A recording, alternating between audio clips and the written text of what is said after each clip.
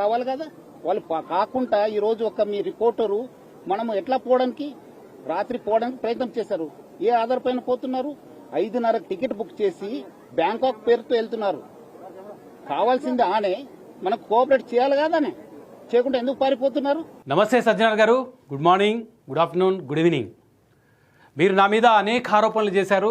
అప్పుడు మీకు ఆన్సర్ చేయడానికి నేను మీ పోలీస్ కస్టడీలో ఉన్నాను కాబట్టి సాధ్యం కాలేదు. ఇప్పుడు బయటకు వచ్చాను. మీరు నా పైన ఎటువంటి ఆరోపణలు చేశారో వాటన్నిటికి కూడా సమాధానం చెప్పాలని మీకు ఈ వీడియో ద్వారా తెలియజేస్తున్నాను. గౌరవనీయుల హైదరాబాద్ పోలీస్ కమిషనర్ సజ్జనార్ గారు, నా పైన మీరు అనేక నిరాధారమైన ఆరోపణలు చేశారు.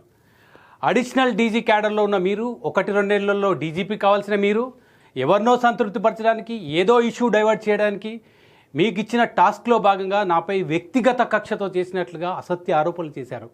వాటికి వివరణ ఇచ్చే ప్రయత్నం చేస్తున్నాను సజ్జనార్ గారు. మీరు చాలా విజ్ఞానవంతులు, అరుదైన పోలీస్ అధికారి, పోలీస్ యంత్రాంగానికి వన్నె తెచ్చిన మత్సుతునక మీరు, వేలాది మందికి స్ఫూర్తి. మీరు కాకి హీరో. భారత రాజ్యాంగ పరిధిలో ఎన్కౌంటర్లు చేసి దేశవ్యాప్తంగా కోట్లాది మంది జనం మనసులను గెలుచుకున్నారు. మీకు ఉన్న కోట్లాది మంది అభిమానులు నేను కూడా ఒకడిని. వరంగల్ ఎస్పీగా మీరు పనిచేసిన కాలం నుంచే దాదాపు అంటే 17-18 ఏళ్ల కాలం నుంచి కూడా నేను మీకు బాగా తెలుసు. నేను పిరికివాణ్ణి కాదు సజ్జనార్ గారు, పారిపోయే వ్యక్తిని అసలు కాదు, అధైర్యవంతుని అంతకంటే కాదు. తప్పు చేసి తప్పించుకునే నైజం నాలో లేదు, నాకు అసలు లేదు. ఒక వ్యక్తిత్వం ఉన్న మనిషిని. ఈ కేసులకు, ఎన్కౌంటర్లకు భయపడే మనస్తత్వం కాదు నాది.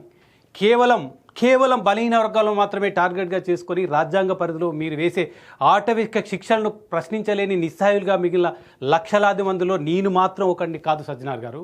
ఎన్టీవీపై మీరు మోపిన కేసుకు సంబంధించి దొంతు రమేష్ అనే నాకు మీరు అంటే మీ టీం నోటీస్ ఇచ్చారా? ఇస్తే ఎప్పుడు ఇచ్చారు? నోటీస్ వ్యక్తిగతంగా నాకు కానీ, నా ఆఫీస్లో కానీ, నా ఇంట్లో కానీ నోటీస్ ఇచ్చినట్టు రుజువు చూపించగలరా? కావాల్సింది నోటీస్ ఇస్తాను, రావాలి. కనీసం నాకు మౌఖికంగా సిసిఎస్ ఆఫీస్కి రమ్మని చెప్పారా? ఎఫ్ఐఆర్లో నా పేరుందా? సీఈఓకు నోటీస్ ఇవ్వడానికి మీ సిసిఎస్ టీం 2 సార్లు ఎన్టీవీ ఆఫీస్కి వచ్చినప్పుడు స్వయంగా నేనే దగ్గరుండి సీఈఓ దగ్గరికి తీసుకెళ్లి సీఈఓకు నోటీస్ ఇప్పించాను. నన్ను అరెస్ట్ చేసిన 13 మధ్యాహ్నం 12:30 గంటల ప్రాంతంలో సిసిఎస్ టీం రిసెప్షన్లో కూర్చుంటే వాళ్ళకు దగ్గరగా వెళ్ళి పలకరించి ఏం కావాలని అడిగాను. సీఈఓకు నోటీస్ ఇవ్వాలనంటే 3rd ఫ్లోర్కు తీసుకెళ్ళి ఇప్పించాను. ఈ అంశానికి సంబంధించిన వీడియోలు నా దగ్గర రుజువులు ఉన్నాయి. అలాగే మీ ఇన్వెస్టిగేషన్ ఆఫీసర్ గురు రాఘవేంద్ర గారు 12 రాత్రి 7 గంటల ప్రాంతంలో ఎన్టీవీ కార్యాలయానికి వచ్చినప్పుడు ఆయనను కలిశాను. ఆఫీస్లో యాంకర్ దేవి గారి స్టేట్మెంట్ రికార్డ్ చేసే క్రమంలో సిసిఎస్ టీం పక్కనే ఉన్నాను. కనీసం నా స్టేట్మెంట్ రికార్డ్ చేయడం కోసం కానీ, నోటీస్ ఇవ్వడం కానీ మీ టీం ఏ మాత్రం ప్రయత్నించలేదు. నన్ను మీరు అరెస్ట్ చేసిన జనవరి 13న ఉదయం 1 గంట ప్రాంతంలో ఇన్వెస్టిగేషన్ ఆఫీసర్ గురు రాఘవేంద్ర గారు ఎన్టీవీ ఆఫీస్ దగ్గరకు వస్తే ఆ వాహనంలో ఉండగా నేనే దగ్గరకు వెళ్ళి పలకరించి టీ తాగి వెళ్ళాలని కూడా ఆఫీస్లోకి ఆహ్వానించాను. ఈ సందర్భంగా ఆ తర్వాత ఎప్పుడు సిసిఎస్ టీం కానీ, మీ ఇన్వెస్టిగేషన్ ఆఫీసర్ కానీ నాకు నోటీస్ ఇవ్వలేదు. సిసిఎస్ ఆఫీస్కి రావాలని చెప్పలేదు. అలాంటప్పుడు పారిపోతున్నట్లు ఎలా చెప్తారు? ఈ నెల 13 మధ్యాహ్నం 2 గంటల వరకు ఆఫీస్లోనే ఉన్నాను. 3 గంటల నుంచి 5 గంటల వరకు ప్రజాభవన్లో ఉన్నాను. ఆ తర్వాత సచివాలయానికి వచ్చాను. సాయంత్రం 6 గంటల వరకు సచివాలయంలోనే ఉన్నాను. కావాలంటే మీ గూగుల్ టేక్అవుట్ చెక్ చేసుకోండి. ఫోన్ స్విచ్ ఆఫ్ అని చేశారని చెప్తున్నారు. సెల్ స్విచ్ ఆఫ్ చేసుకుని వెళ్ళిపోతే ఎట్లా? ఎక్కడ ఫోన్ స్విచ్ ఆఫ్ చేశానో మీరు చెప్పాలి. ఎందుకంటే మీరు నన్ను దర్యాప్తు చేసినప్పుడు ఆ దర్యాప్తు చేసిన సందర్భంగా మీ ఇన్వెస్టిగేషన్లో ఉన్న ఒక టీం ఆఫీసర్ సిఐనే రమేష్ ఫోన్ స్విచ్ ఆఫ్ చేయలేదు అని కూడా ఆయన చెప్పారు. ఇక మీరు నాపై చేసిన ప్రధానమైన ఆరోపణ కేసు నుంచి తప్పించుకోవడానికి బ్యాంకాక్ పారిపోతున్నట్టు చెప్పారు. అసలు నాకు మీరు నోటీస్ ఇవ్వలేదు. ఎందుకు నోటీసు? ఎఫ్ఐఆర్లో నా పేరు అంటే దొంతు రమేష్ పేరు లేదు. నన్ను సిసిఎస్ ఆఫీస్కి రావాలని ఎవరూ చెప్పలేదు. కనీసం ఫోన్ ద్వారా కూడా సమాచారం ఇవ్వలేదు. అలాంటప్పుడు నేను ఫ్యామిలీతో వెళ్తుంటే బ్యాంకాక్ పారిపోతున్నానని ఎలా చెప్తారు సజ్జనార్ గారు? అంటే వాళ్ళు ఎందుకు కావాల్సిన వాళ్ళు కాదా? మనం పిలిపిస్తే రావాలి కదా. వాళ్ళు కాకుండా ఈరోజు ఒక మీ రిపోర్టరు మనము ఎట్లా పోవడానికి రాత్రి పోవడానికి ప్రయత్నం చేశారు. ఏ ఆధార్ పైన పోతున్నారు? నేను ఏమైనా నీరవ్ మోడీనా లేదంటే విజయమాల్యానా? వేల కోట్ల ప్రజాధనం దోచుకొని బ్యాంకులకు ఎగనామం పెట్టిన నిందితున్నా నేను విదేశాలకు పారిపోవడానికి? కేవలం నాకు వ్యక్తిగతంగా హోదాపరంగా సంబంధం లేని ఒక వార్తా కథనానికి సంబంధించి నమోదైన కేసులో కనీసం మీ నుంచి నోటీస్ అందలేదు, ఫోన్ సమాచారం కూడా ఇవ్వలేదు. నేను పారిపోతున్నానని ఎలా చెప్తారు? సరే, మీరు అనుకున్నట్టుగానే బ్యాంకాక్ పారిపోతుంటే పట్టుకున్నారని అనుకుందాం. మీరు చాలా జ్ఞానవంతులు, అరుదైన మచ్చుతునుక లాంటి పోలీస్ ఆఫీసర్ కదా. ఇన్పుట్ ఎడిటర్గా వార్తా ప్రసారంలో నా బాధ్యత ఏ మేరకు ఉంటుంది? ఎలక్ట్రానిక్ మీడియా ప్రోటోకాల్ తెలిసి ఉంటే మీకే అర్థమవుతుంది కదా సార్. ఇది తెలుసుకోలేంత నిపుణులు కాదని నేను ఊహించలేను. నా పేరు ఎఫ్ఐఆర్లో లేనప్పుడు, నాకు నోటీస్ లేనప్పుడు నేను విదేశీ ప్రయాణం చేయడం ఏ విధంగా నేరం అవుతుంది మీరు చెప్పాలి. ఎలా పారిపోవడం అవుతుందో కూడా మీరే చెప్పాలి సజ్జనార్ గారు. ఇవన్నీ అడిగితే మీరు మరో అక్రమ కేసు నా పైన బనాయించే స్వేచ్ఛ మీకు ఉండొచ్చు. అయినా నేను దానికి భయపడను. వాస్తవానికి సంక్రాంతికి ఫ్యామిలీతో ఊరు వెళ్ళాలనుకున్నాను. అయితే ఈ నెల 18 నుంచి దావోస్లో జరిగే వరల్డ్ ఎకనామిక్ ఫోరం సదస్సులో ఎన్టీవీ నుంచి కవరేజ్కి వెళ్ళాలని నిర్ణయించుకున్నాను.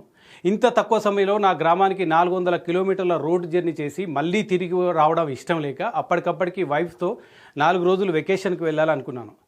వెకేషన్ పూర్తయిన తర్వాత నా వైఫ్ని వెనక్కి పంపించి ఈ నెల 17న దావోస్కి వెళ్ళాలని నిర్ణయించుకున్నాను. బ్యాంకాక్ నుంచి నా వైఫ్కు రిటర్న్ టికెట్ కూడా బుక్ చేశాను. దానికి సంబంధించిన ఆధారాలు మీరు ఈ స్క్రీన్ చూస్తే తెలుస్తుంది. దావోస్ పర్యటన కవరేజ్ కోసం ఆఫీస్ నుంచి 3 లక్షల రూపాయలు కూడా మంజూరు చేసింది. నా పెద్ద కొడుకు అమెరికాలో H1B హోల్డర్గా ఉన్నాడు. ట్రావెల్ ఏజెన్సీ నడుపుతున్నాడు, dnbtravels.in అని. ఎన్టీవీ ఆఫీసు మంజూరు చేసిన డబ్బుతోనే అప్పటికప్పటికి నా కొడుకు ట్రావెల్ ఏజెన్సీ ద్వారా టికెట్ బుక్ చేశాను. బ్యాంకాక్ టికెట్ ఎయిర్పోర్ట్ కౌంటర్లో కూడా కొనుగోలు చేసుకుని వెళ్ళొచ్చన్న సంగతి మీకు తెలియదా సార్? ఇది నేరమా? మీరేమైనా నాకు నోటీస్ ఇచ్చారా? ఇవ్వలేదు. అలాంటప్పుడు పారిపోవడం ఎలా అవుతుంది సజ్జనార్ గారు? నేను అంతర్జాతీయ నేరగాన్నా, 1000 కోట్లు దోచుకున్న దొంగనా, కూనీకోర్నా, ప్రపంచం వెతుకుతున్న మోస్ట్ వాంటెడ్ టెర్రరిస్ట్నా? బ్యాంకాక్ పారిపోతే ఎన్ని రోజులు ఉండగలను? టూరిస్ట్ వీసాతో వెళ్తే ఎన్ని రోజులు ఉంటాం? రిటర్న్ టికెట్, హోటల్ బుకింగ్ ఇవన్నీ లేకుంటే బ్యాంకాక్ ఎయిర్లైన్స్ బోర్డింగ్ పాస్ ఇస్తుందా? ఇది తెలియదా సజ్జనార్ గారు మీకు? మీరు పెట్టిన కేసు నుంచి తప్పించుకోవడానికి బ్యాంకాక్లో ఎన్ని రోజులు తలదాచుకోగలను? మీరు అప్పటికప్పటికే టికెట్ బుక్ చేసుకున్నా అని చెప్తున్నారు. నెల రోజుల ముందే దావోస్ వెళ్ళడానికి సెంజన్ వీసా దరఖాస్తు చేసుకున్నాను. మంజూరు కూడా అయింది. మంత్రి శ్రీధర్ బాబు గారిని అడిగితే మీకు తెలుస్తుంది దానికి సంబంధించి. నేను దావోస్ వస్తున్నానని ఎప్పుడు చెప్పానో మంత్రి శ్రీధర్ బాబు దగ్గర సమాచారం కూడా ఉంది. మీ సిట్ టీం కూడా ఈ ఆధారాలు అంటే టికెట్, వీసా, హోటల్ బుకింగ్ సంబంధించినవి కూడా చూపించాను. సెంజన్ వీసా మంత్రి శ్రీధర్ బాబు గారికి నెల రోజుల క్రితం ఐమెసేజ్లో పెట్టిన రిక్వెస్ట్ అన్నీ కూడా చూపించాను. ఇవన్నీ నిజాలు కాదా సజ్జనార్ గారు? ఇవన్నీ దాచారా? దాచి ఏది పడితే అది మాట్లాడతారా? నేను బలహీనం కాబట్టి ఏదంటే అది మీరు మీడియా ముందు మాట్లాడి నన్ను ఒక దొంగని చేస్తారా? పారిపోతున్న దొంగని. నేను విదేశాలకు పారిపోతుంటే పట్టుకున్నారని చెప్తున్నారు. మరి నా కొలిగ్ చారీని, సుధీర్ని ఎక్కడ పట్టుకున్నారు? ఇంట్లో ఉండగానే తలుపులు బద్దలు కొట్టి వాళ్ళకి ఎలాంటి నోటీస్ ఇవ్వకుండా అదుపులోకి తీసుకున్నారు కదా. నేను పారిపోతున్నాను, విదేశాలకు పారిపోతే ఎయిర్పోర్ట్లో అరెస్ట్ చేశాను అన్న మీరు నా కొలీగ్స్ని ఎక్కడ అరెస్ట్ చేశారో ప్రజలకు తెలియదా? వార్తా ప్రసారమైన రోజులు శబరిమల వెళ్ళిన చారిని ఎందుకు అదుపులోకి తీసుకున్నారు? 15 గంటలు ఎందుకు వేధించారు? సచివాలయం బీట్ చూస్తే సుధీర్ను ఇంట్లో ఉండగా దళిత బిడ్డను ఎందుకు ఇందులోకి లాగారు? అతనికి సంబంధం లేని అంశానికి సంబంధించి మేము బీసీలం, దళిత బిడ్డలం కాబట్టి మా మీద ఈ కక్ష సాధింపు చర్య. మేము ప్రశ్నించలేము కాబట్టి ఈ వర్గాలను ఏం చేసినా పడి ఉంటారనే మీ ఆలోచన. ఎమర్జెన్సీ అయితే మీరంతా లోపల ఉండేవాళ్ళు అంటూ కూడా బెదిరించారు. ఎమర్జెన్సీ విధించిన ఇందిరాగాంధీ ఆ తర్వాత ఏమైందో మీకు తెలియదా? చరిత్ర తెలియదా సజ్జనార్ గారు? మీరు ఎలా ఎన్కౌంటర్లు చేస్తారో, చేసిన తర్వాత మీరు ఎలా హీరో అవుతారో ప్రపంచానికి తెలుసు. ఎన్కౌంటర్తో ప్రభుత్వానికంటే మీకు ఎక్కువ హీరో ఇమేజ్ తీసుకొస్తుంది, అది కూడా తెలుసు. 2 నెలల క్రితం ఒక ప్రముఖ ఛానల్లో, ప్రముఖ పత్రికలో మంత్రులు, మహిళా ఐఏఎస్ అధికారులను ఇళ్లకు రాత్రి వేళలో పిలిపించుకుంటున్నారని రాశారు, ప్రసారం కూడా చేశారు. అప్పుడు మీరు సుమోటోగా కేసు ఎందుకు నమోదు చేయలేదు?